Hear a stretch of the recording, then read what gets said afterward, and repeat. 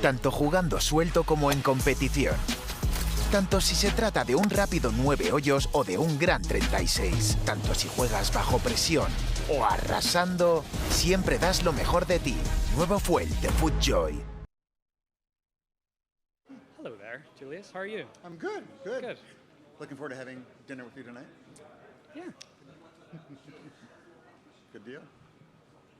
Two-time PGA champion Rory McIlroy is joining us at the 104th PGA Championship. Rory, welcome to Southern Hills and your 14th PGA Championship. 14. What are your initial impressions of Southern Hills? Because you never played this golf course before, right? No, yesterday was the first time seeing the golf course. I really liked it. I didn't know what this place was like before. Gil got his hands on it, but I think he's done a wonderful job with it. Love the green complexes. I love that he gives you options off the tee. I think you're going to see a lot of different strategies this week. Guys hitting driver where maybe other guys aren't, and vice versa. It's a really good track. I really enjoyed playing it yesterday, and I think it's going to be a wonderful test this week. Beautiful. Thank you. We'll go to questions. If you have a question, ladies and gentlemen, please try to make your way and maneuver around the microphones that you can see. So thanks for playing nicely. Go ahead on microphone number 6, please, Jeff. Rory, on that topic, just not knowing the golf course, first time here, what did you do coming into this event to kind of get to know it and know what you need to work on once you got here? Yeah, so Fried Egg did a little video with Gil that they sent out there, I don't know, was it a week or two? So I watched that, and then I think like Golf Digest had like a few flyovers of the golf course. So I just tried to get online, and I tried to like dig up some footage of last year's senior PGA, but it was pretty limited. So yeah, I just tried to sort of see, like, because going back to 07, it's a completely different golf course, so I didn't think that was any use. But just tried to find some stuff online just to get a feel for what the golf course was like, and what Gil tried to do with it, and what sort of philosophy he was trying to use, and the sort of shots he wanted guys to try to play. So yeah, just did a little bit of digging online, and it sort of seemed pretty apparent that it's an approach shot and short game. Like iron play and chipping is going to be really important this week. And I think getting out there yesterday, one of the things I love is the way they've cut the runoffs. It's very hard to putt from off the greens. They're trying to get wedges in guys' hands, which I really like. It's forcing you to chip instead of just like whenever Pinehurst was 2014.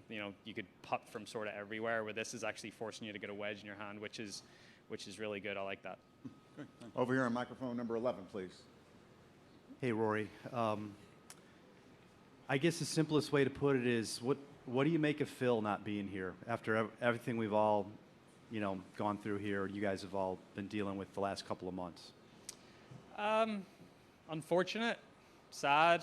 Like this should be a celebration, right? I mean, he won a major championship at 50 years old.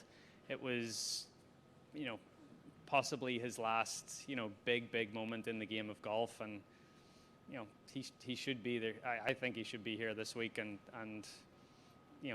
celebrating what monumental achievement he achieved last year. So it's unfortunate, it's sad, and yeah, I don't know what else I can say. Question on 13. Yeah, Rory, you said at Augusta that, hi, Kyle. What's up, Rory? You said at Augusta that you talked about sort of staying in it early on in a major to kind of make your way into potentially winning it. And yet, all 4 of your wins have been kind of from out in front early on. How do you kind of reconcile those two things with getting out to a big lead versus as a more experienced golfer trying to stay in it? Yeah, I think the 4 wins. I don't think you can plan. You can't plan on getting out ahead. That's just something that happens if you play well and you get some momentum, and you're sort of feeling it. So it's not as if I went out with the mindset those 4 tournaments of I'm going to go out and shoot 65 the first 2 days and let them all come and catch me. It just sort of happened. So, and I think, over the past few years, the things that have stopped me from getting in contention or being able to win these majors is big numbers and shooting myself out of it sort of early. And I even think back to Augusta. I finished 3 behind in the end, and I went bogey, double bogey on 10 and 11 on Friday. You go par there, and all of a sudden, there's those 3 shots. So it doesn't take much in major championships to. It's tiny margins, and yeah, look, I'd love to go out those weeks and get a lead and build on it, but that unfortunately isn't going to happen all the time. So I think the most consistent way to get yourself to be able to have chances to win these major championships is to sort of adopt that conservative strategy. And Tiger did it most of his career, and okay, he had a couple of huge wins in there, but a lot of times being conservative with his strategy, letting other guys make the mistakes. Pars are pretty good in major championships, and that's sort of the philosophy that I believe in going forward. Question on 9. Rory, I just wonder whether you saw Greg Norman's comments last week. We all make mistakes and all of that, and what you thought about it. We do all make mistakes, but it was I think Greg is in a very tough position because he's taken the role of being the leader of something that is very divisive. And Greg can sit with the media for 5 hours and give 4 hours and 50 minutes of pretty good answers, and the 10 minutes that he maybe drops his guard is what's going to be picked up on. So I just think he's in a no-win situation, and he's made that decision himself, and he has to deal with the questions that are being thrown at him, and it's certainly not a position that I'd like to be in. Mike 3. Rory, you spent some time around Tiger the last year and a half and seen what he's had to go through. Is any part of you surprised that he's actually here this week? No, not really. I mean, I think, yeah, I don't know, it's been 6 weeks or so since Augusta. So 6 weeks is a long enough time to recover from that week and then build yourself back up again. And he certainly hasn't chosen 2 of the easiest walks in golf to come back to Augusta and here. So, but no, I mean, he's stubborn, he's determined, this is what he lives for. He lives for these major championships, and he's, if he believes he can get around 18 holes, he believes he can win. Mike 9. Hi, Rory.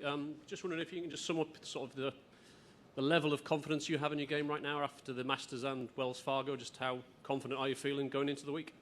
I feel good about my game. I've done some good work, and I've one of the things that I've tried to work on and have done well. I've led greens in regulation the last 2 tournaments I've played. That's something that hasn't quite been there. And that's something you need to do, especially around here. You hit greens here, you're gonna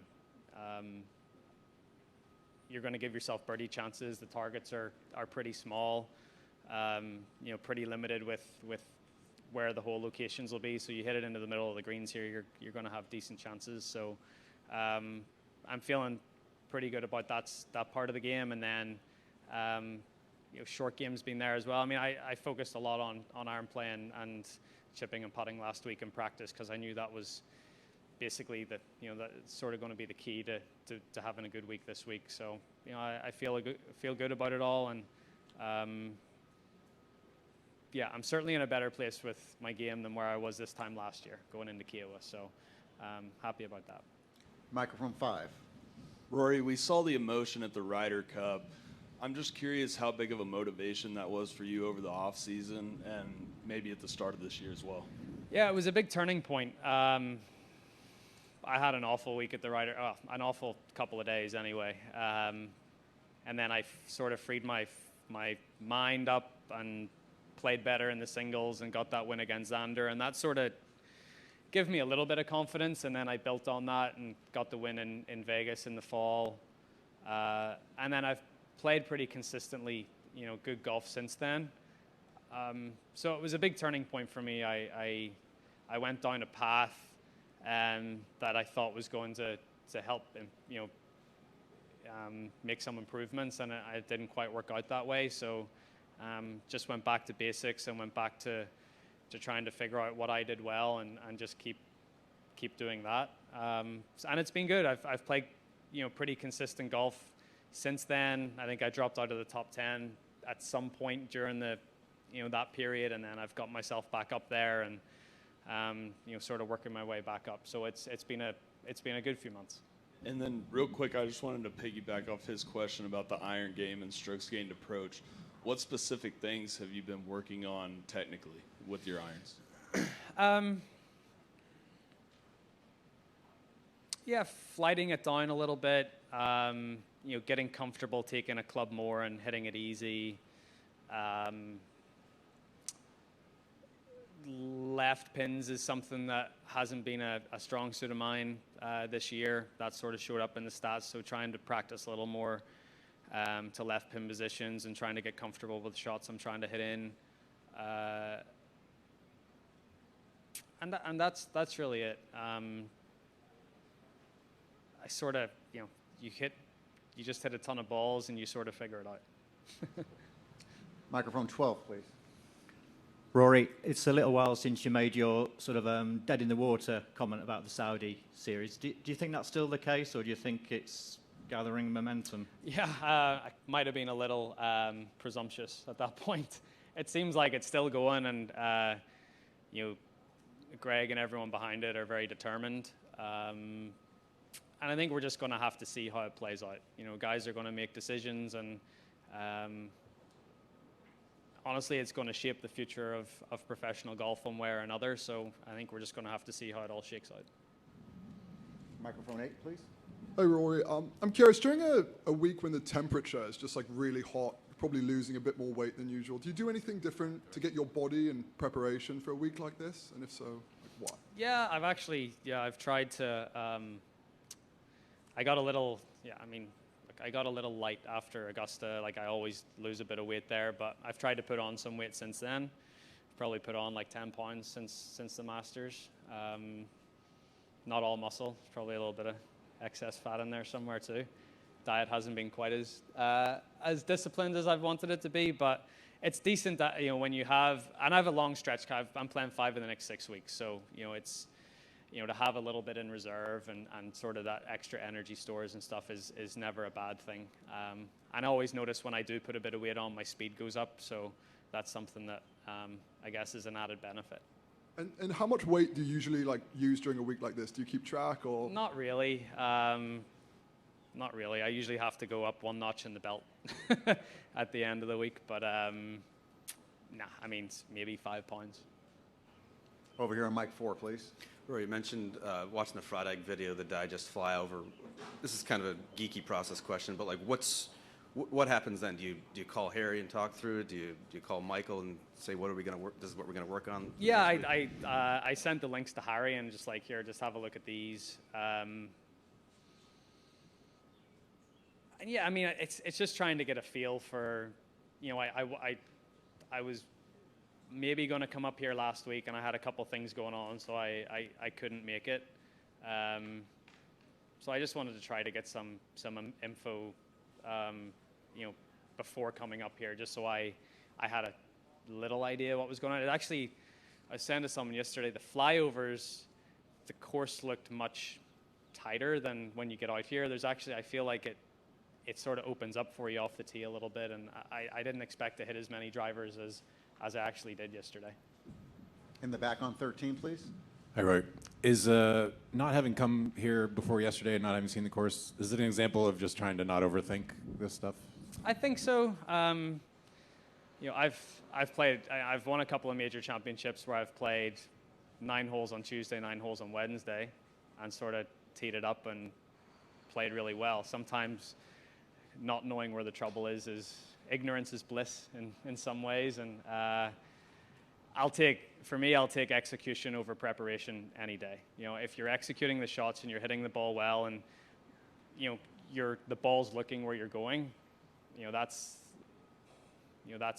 more than half the battle. So, and I feel like I'm executing well, but it doesn't mean you're not preparing or looking at things. I think these greens require a little more time spent on them than some others. So, but I think strategy off the tee and into the greens is pretty simple, and then it gets a little more nuanced whenever you get on and around the greens.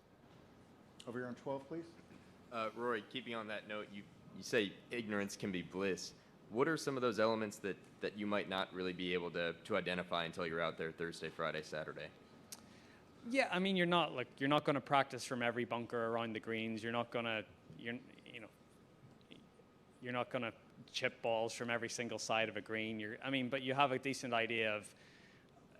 You just, for the most part, can't miss the ball above the hole here because the greens are slopey and there's quite a pitch from back to front on a lot of them. So even just stuff like that, not getting past pin high on some holes, and you have a general idea of where the good miss is or where to leave it. But you're going to encounter some stuff during the 4 days of play that you haven't prepared for. Hitting it, missing it one side of a green instead of another, or just things happen. We're human. We're not going to hit every shot perfectly. So, but that's the great thing about our game. You have to adapt to these things and adapt to conditions. Even like the wind forecast this week, we're going to have nearly 4 different winds for 4 days.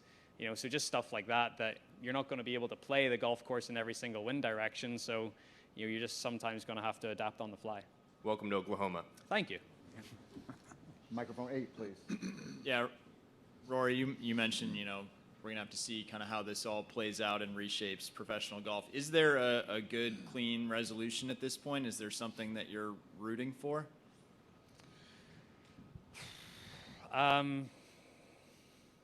Honestly, I'm rooting for it all to be over.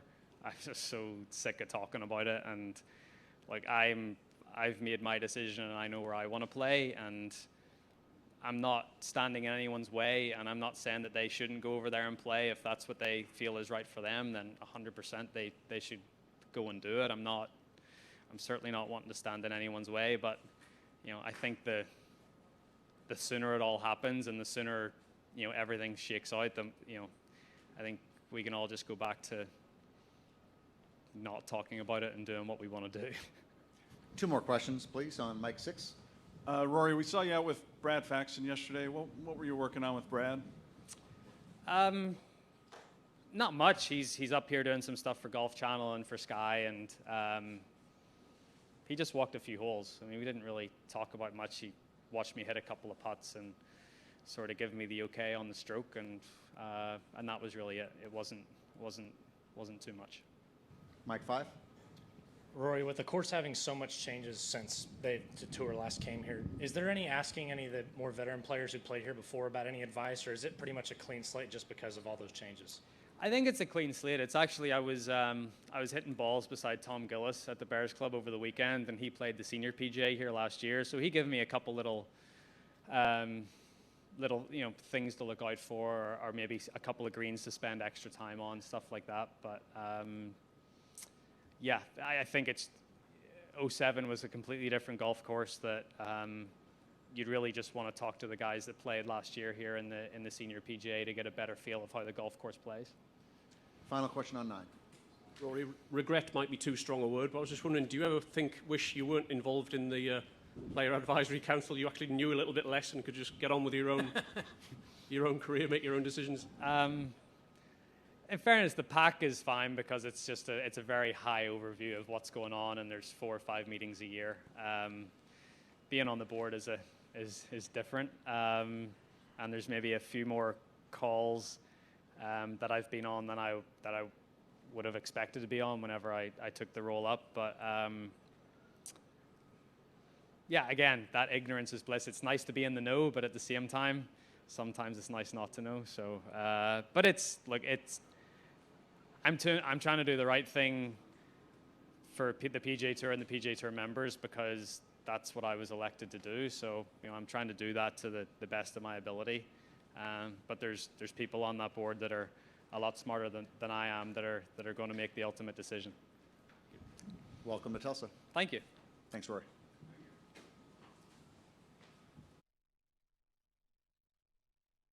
El nuevo Pro SL no tiene clavos, pero tiene un agarre increíble. Con una plancha de carbono adicional para optimizar el retorno de energía y un nuevo y moderno diseño, el zapato original de máximo rendimiento sin clavos tiene algunas ventajas importantes.